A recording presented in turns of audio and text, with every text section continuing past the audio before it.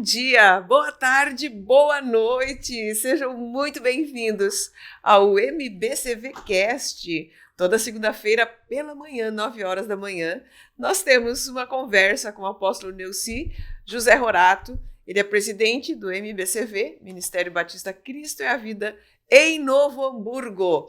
E nós queremos convidar você a estar curtindo, compartilhando, se inscrevendo no canal, para que a gente possa ir mais à frente com o nosso conteúdo e trazer mais informações. Viemos falando já durante essas últimas semanas sobre as questões de uma pessoa cristã que está em luta dentro da igreja, que está em dificuldades para entender o evangelho, que está em dificuldades para entender o pecado dos outros. E na semana passada a gente deixou uma pergunta no ar. E a pergunta que nós deixamos no ar foi sobre o ritualismo judaico, que teve uma época, agora deu uma acalmada, mas teve uma época que ele invadiu as nossas igrejas. E nós vamos falar um pouquinho sobre isso. Seja bem-vindo, pastor. Bom dia. Bom dia, pastor Eliane. Enquanto eu dou uma saudação, tá aí um chimarrão para você. Obrigada. Um lindo dia a todos e que esses momentos motivem a nossa fé, despertem em nós curiosidade e também vontade de conhecer melhor ao Deus que nós servimos e testemunhamos de resultados, e nossa vida, nosso ministério fala por nós. Então, a todos um lindo dia e vamos ver o que podemos compartilhar, repartir e aprender uns com os outros. É isso aí. Vamos, olha, até vim hoje com cachemira aqui de Jerusalém, que eu ganhei lá de Jerusalém, e a gente vai falar sobre essas questões, por isso eu resolvi vir vestida de Jerusalém hoje, né, de Israel, porque isso foi algo que durante um tempo invadiu nossas igrejas, e a gente começou a ouvir algumas falas, algumas palavras que são comuns aos judeus: cabala, quipá, torá, shofar, talmude, e aí foi assim por diante. Nós ouvimos tantas coisas durante esse período, e a verdade é que muito poucas pessoas hoje estudam o judaísmo. De fato, pastor, o judaísmo é algo de excelência, é um povo de excelência. E normalmente nós pensamos nos judeus e nós lembramos de pessoas bem-sucedidas, né? Mas aí a pergunta é, né, eu vou perguntar e vou responder, né, porque estudei. Existe judeu pobre? Existe. Existe judeu pobre, mas nunca existirá um judeu miserável. Sabe por quê, pastor? Porque o judeu é uma comunidade tão unida que, se acontecer alguma coisa com um judeu e seja notório, que seja divulgado isso, os judeus do mundo todo vão ajudar aquele judeu. Então, existem judeus que têm uma situação um pouquinho abaixo do que é a maioria, né? Porque a maioria realmente são pessoas muito abastadas, mas elas são ajudadas pelos seus irmãos de raça, né? Então, o judaísmo ele tem muitas coisas que são interessantes, mas com esses valores e princípios que eles têm, também vem com eles alguns rituais. Esses rituais, sim, têm algum significado, mas o que a gente precisa perceber é se esses significados eles valem para a nossa vida de hoje e para a nossa vida ocidental. Por quê? A primor, o judeu ainda não crê que Jesus Cristo era o Filho de Deus. Eles ainda aguardam a chegada do Messias. E isso não bate com aquilo que nós cremos, não bate com a Bíblia que nós lemos. Então, nós temos que pensar sobre isso. Até que ponto alguns rituais eles devem ser colocados dentro da nossa igreja? Por exemplo, o shofar. O shofar ele tem um significado muito importante. E a gente não pode desassociar. Porque o shofar ele fala sobre o ano novo judaico. É o aniversário da criação do ser humano. É significativo. Mas hoje o que acontece nas nossas igrejas brasileiras? A qualquer momento, em qualquer data, em qualquer lugar, em qualquer situação, o shofar ele é tocado como se fosse um chamamento da presença de Deus. E isso não é verdade. Então, o que acontece aí? Muitas vezes a gente se equivoca dentro desses rituais. Por exemplo, pastor, no casamento judaico. No casamento judaico é feito uma quebra de um copo. Eles fazem o ritual, né, de casamento normal, o rabino vai dar a bênção e depois eles quebram o copo.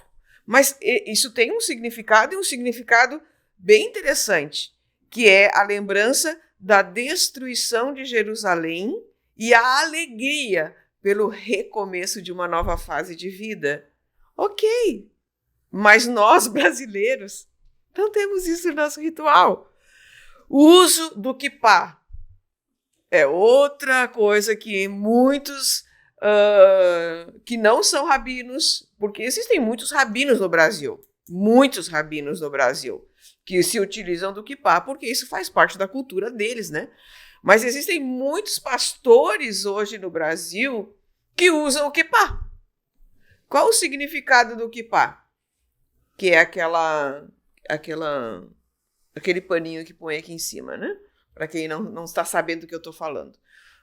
O quipá, ele significa uma reverência a Deus, segundo a tradição judaica. E quando eu coloco o quipá, eu estou dizendo para aqueles que estão ao meu redor, e eu estou dizendo para Deus que Ele está sobre mim.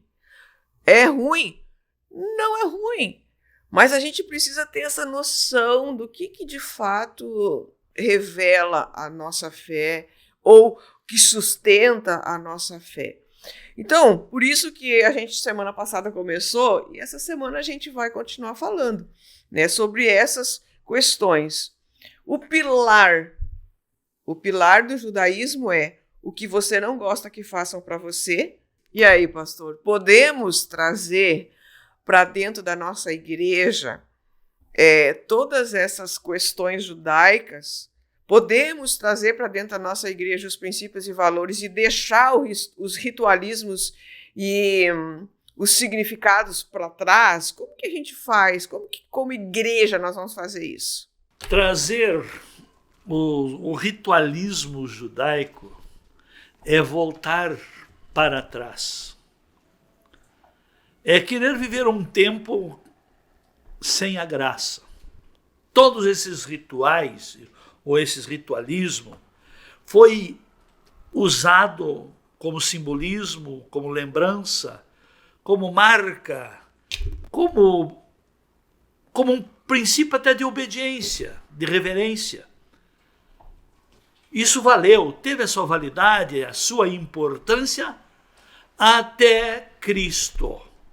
No momento em que Cristo veio, podemos ver, olha, o ritualismo que era o cerimonial do culto para perdão de pecados, para a purificação das pessoas que pecavam ou que tinham problemas de enfermidade. Aquilo ali durou até aquele último suspiro de Jesus ali na cruz. Que quando Jesus expirou, que ele bradou, está consumado, Pai, nas tuas mãos eu entrego o meu espírito. Naquele momento, o véu do templo, a cortina que separava o santo dos santos, rasgou-se de alto a baixo. Significa que agora aquele sistema, aqueles cerimoniais também já não tem mais significado, porque em Cristo hoje está contido, ele cumpriu toda a lei, toda a exigência da lei, toda a prática que a lei exigia, que o sistema exigia, ele cumpriu na vida dele e ele se tornou o caminho, a verdade e a vida. E, inclusive, eu vou pegar só um fatozinho aqui, o kippar era um símbolo de autoridade, que a pessoa tinha uma autoridade sobre ela, que a partir dos 12 anos já era ensinado um menino a usar. Mas, o que fala a palavra de Deus? O que Cristo é para o homem? O kippar é para o homem, não é para a mulher. O que Cristo é para o homem? O cabeça. É o kippar.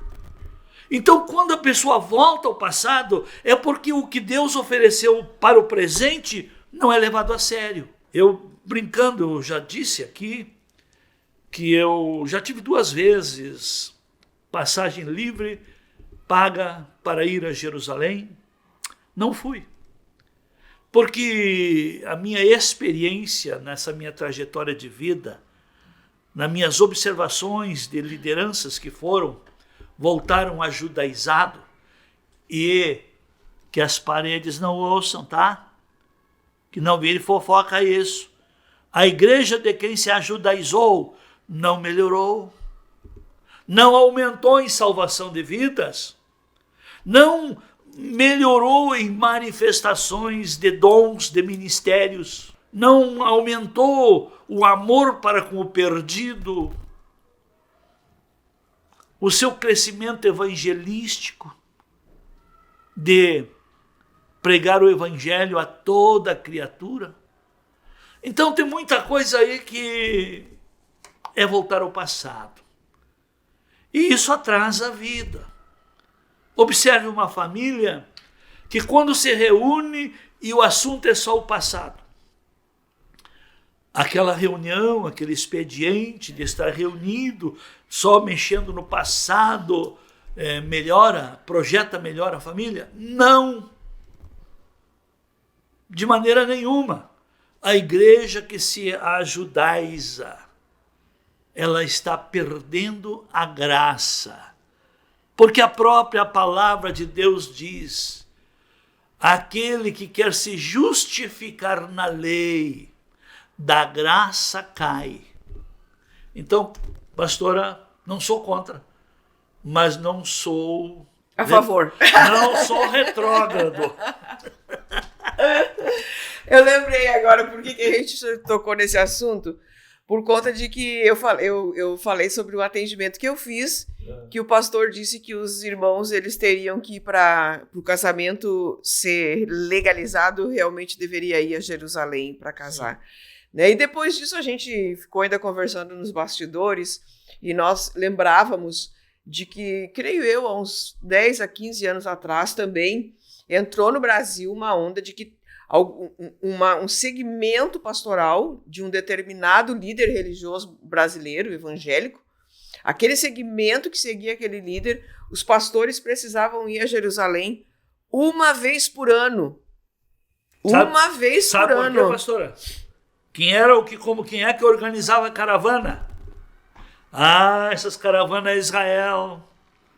É um bom meio, tá?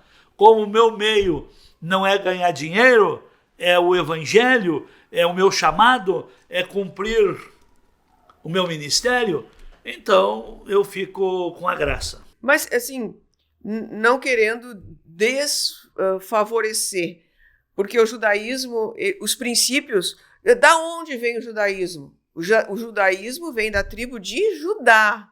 E Judá, que é Eodá, se lê assim, quer dizer gratidão. Você sabia que no judaísmo eles entendem que quando a gente vai dormir, a nossa alma sai 80% para se regenerar e fica 20% para que não haja a morte, porque saindo a alma, a morte acontece, né? Então, quando eles acordam pela manhã, como eles têm esse ensino e esse entendimento pela Torá, eles entendem, pastor, que como a alma retornou, como essa parte da alma retornou, então é uma grande alegria. Então o que eles entendem isso? Você me deixou viver, que é a essência do judaísmo. Senhor, obrigada. A primeira palavra da manhã é obrigada, você me deixou viver. Tremendo isso, né, pastor? Não, isso aí é. Olha, para quem crê nisso e se acorda cada manhã, é uma vitória. É verdade, né? Então, a gente precisa saber, tudo na vida é equilíbrio. Tudo é equilíbrio. Então, a gente precisa extrair aquilo que é uma coisa que vai nos acrescentar, né, pastor? Aquilo que vai nos acrescentar. Olha, isso é uma boa fala. Eu não sei com respeito à questão da alma, né? Eu não tenho a teologia para saber disso exatamente, como que é pensado sobre isso, porque é uma questão da Torá judaica. Mas o fato de que eu reconhecer que o Senhor me deixou viver e que a primeira palavra que tem que sair da minha boca de manhã tem que ser obrigado. O Senhor me deixou viver é algo tremendo para os dias de hoje. Isso ajuda bastante. Isso te dá um novo ânimo, uma nova perspectiva, te dá vida, tá? Se eles creem nisso, que a alma sai e outro dia levantou, ela não saiu toda, não. Não, ela fica um pouquinho que é para manter a vida. Outra coisa, pastor, que eu acho que a gente pode conversar também sobre isso é a questão de que eles aguardam o Messias chegar. Inclusive, numa das portas, a porta está aguardando a chegada do Messias, né? Segundo o ano judaico, né, segundo a crença judaica, deveria haver, depois do nascimento do primeiro homem, 6.000 anos deveria existir para a retificação do ser humano. Isso está lá na Torá, né? Até tem uma Torá em casa, é muito interessante, porque você lê ela de trás para frente, né? É de trás para frente. E, segundo a tradição judaica, nós estamos no ano 5.779. Falta 200 e pouquinho. E aí? O que o senhor me fala sobre isso? Não, isso aí não dá para se firmar nisso aí, não. Vamos ficar com Jesus.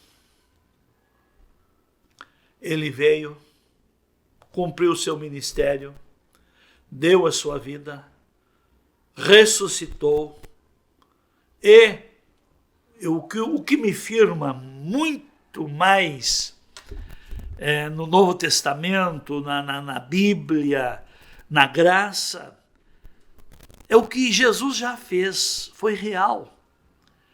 E o que eu já experimentei dele foi real. Por que eu vou experimentar uma coisa que lá no passado que era um quebra-galho que Deus tinha dado? Porque Cristo, o verdadeiro Cordeiro de Deus, ainda não tinha sido imolado.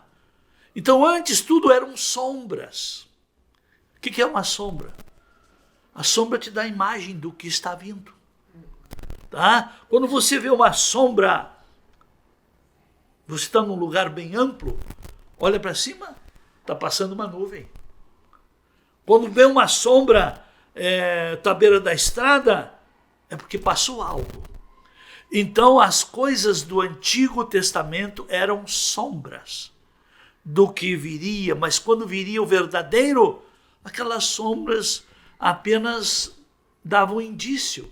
Eram um tipo. Por exemplo, a lei de Moisés, a maneira que a lei era um tipo de Cristo. Mas antes da lei, José foi um tipo de Cristo. Cada profeta, cada um desses heróis da fé representavam um tipo de Cristo. Elias foi um tipo de Cristo. Jeremias foi um tipo de Cristo. João Batista foi um tipo de Cristo.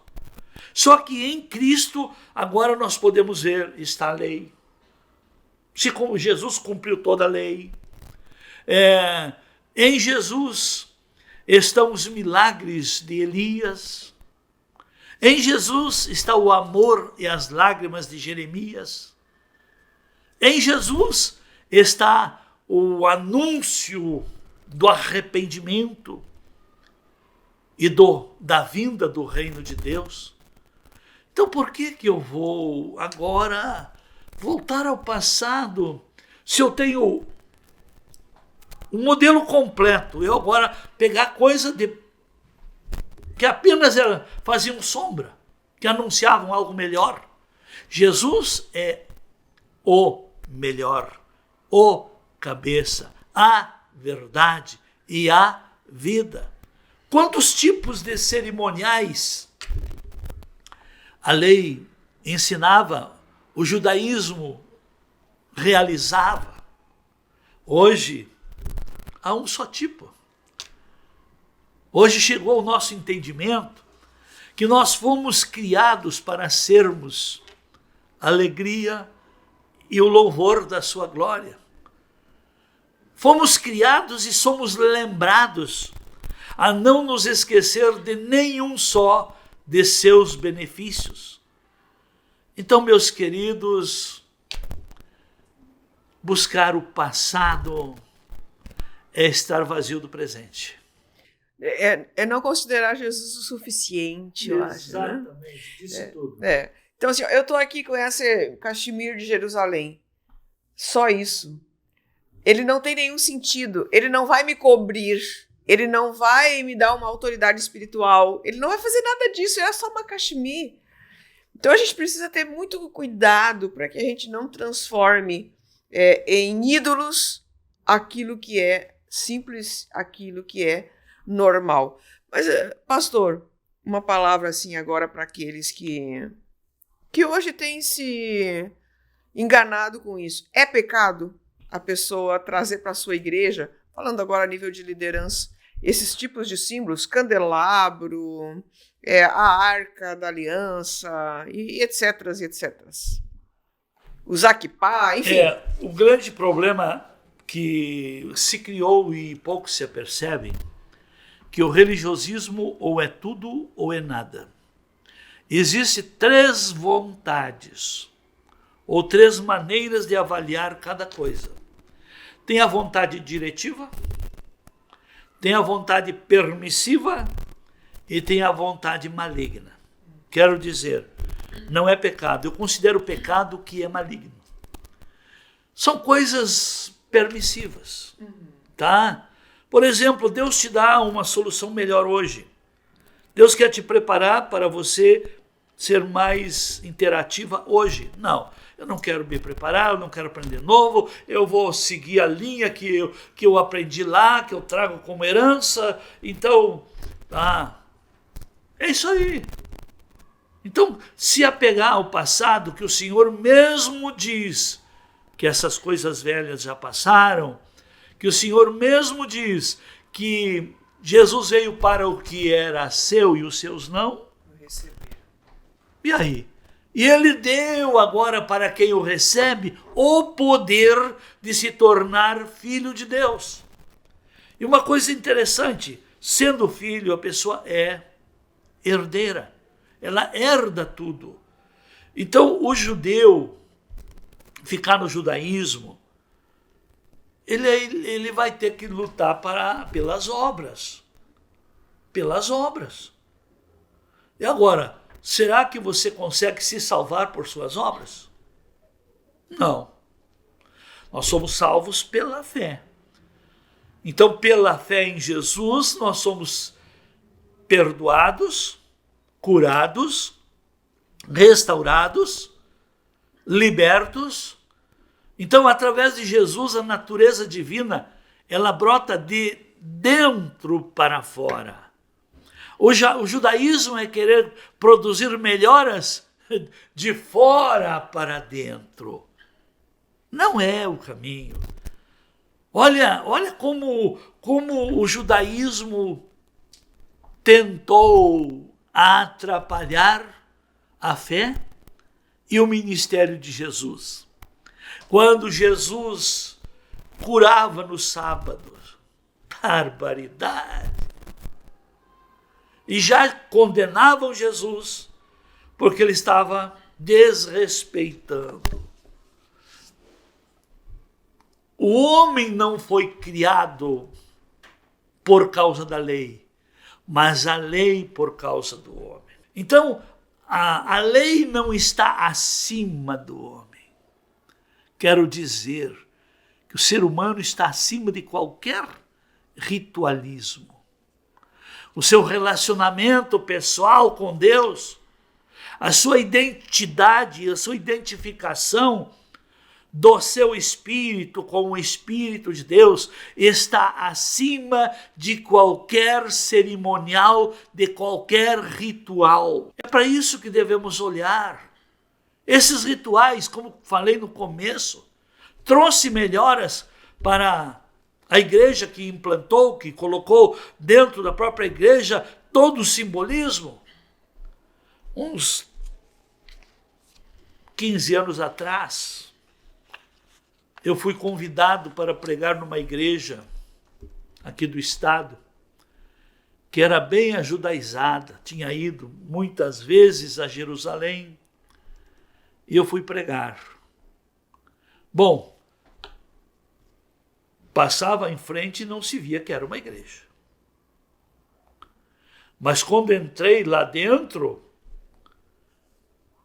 em roda do altar, estava todos os simbolismos, até os cântaros que usavam para carregar água, a estrela de Davi e tudo, os candelabros.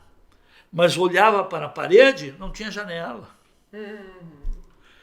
Olhava para a construção, nem reboco. Olhava saindo da porta da frente, não tinha grade, não tinha uma identificação, tinha ainda uns tapume, tá? E demonstravam ali dentro todo o simbolismo. Gente, mas aí tem o seguinte, por que o judeu não é pobre? Sabia que a riqueza do judeu não é medido pelo que ele tem, mas pelo que ele dá. Então, dentro do judaísmo tem muita coisa boa. De práticas, não de cerimoniais. De transpiração. De princípios. Por exemplo, a maneira que os judeus administravam, ou os ensinos que receberam de Deus para administrar a genética dos animais, o uso da terra. Então eles têm princípios. E outra, os princípios e os ensinos que eles têm de atender os seus, a sabedoria com que eles fazem guerra. Por exemplo, justamente coincidiu com a minha salvação, a Guerra dos 6 Dias. Foi quando, dentro daquele tempo ali, eu me converti. Mas antes de me converter, eu era muito antenado, ligado, ouvindo notícias. E fui acompanhando e fui vendo como Deus deu a vitória para Israel. Deus dá vitória para quem tem princípios, para quem tem gestão de vida. Israel foi atacado, contra-atacou, venceu o inimigo. Conquistou o espaço que o inimigo vinha dominando. E olha a sabedoria da guerra, da batalha espiritual. As guerras de Israel nos ensinam como fazer batalha espiritual. Israel venceu o inimigo, expulsou o inimigo lá das colinas de Golã, do canal de Suez. E sabe o que Israel fez? Se apossou, dominou e se estabeleceu, cultivou, construiu kibbutz. O que é kibbutz? Um sistema comunitário de umas quantas famílias ali se agregarem. E o sistema deles é cada um desenvolver uma cultura para que eles tenham sustentabilidade. Então, eles primeiro eles desenvolvem tudo o que é para atender necessidades básicas. E eles assim fizeram. Eles atendiam a comunidade. E só o excedente depois é que eles liberavam para outros povos. Isso é sabedoria. Então, por que o judeu não é pobre? Por causa dos rituais? Não, por causa dos princípios. Por que nós aqui como igreja, aqueles que aplicam e praticam os princípios, prosperam? Por que hoje no meio cristão nasceu muito coach? Porque os pastores não ensinam princípios administrativos. Não mentoreiam a igreja com respeito a crescimento espiritual, social, material. Israel tem na sua veia os mandamentos, os ensinos, os princípios. Por isso que é um povo próspero. Não são os rituais que os fazem prósperos. Não, são os princípios de vida que eles aplicam. Estou aqui ouvindo e pensando, né? Mas o fato é, Jesus é suficiente. Jesus é suficiente. E se nós podemos extrair alguma coisa boa de alguma cultura, é bom para nós. Assim como nós temos outros povos que têm outras culturas e que também são interessantes para que a gente possa viver uma vida melhor. Mas que você possa ter aprendido alguma coisa nesse nosso podcast, que você possa tirar isso para a tua vida e não desassociar, né? Mas entender que a gente pode aplicar aquilo que é bom. Pastor, chegou o fim. O senhor quer dar uma última palavra aí? Eu não sei se eu expliquei das 3 vontades, a diretiva, a permissiva e a maligna. Ah, não, só... Eu falei que é pecado o que é coisa maligna. Eu sei que trazer o judaísmo para dentro do cristianismo é permissivo, mas não é sábio. É uma ilusão. É uma ilusão, é voltar ao passado. É que nem aquela família que quer resolver os problemas e se reúne e só fala do passado. E nunca projeta o futuro. Jesus é a nossa esperança. Por isso ele diz, para resolver, ele é Senhor até do sábado. Amém. Deus abençoe. Tchau.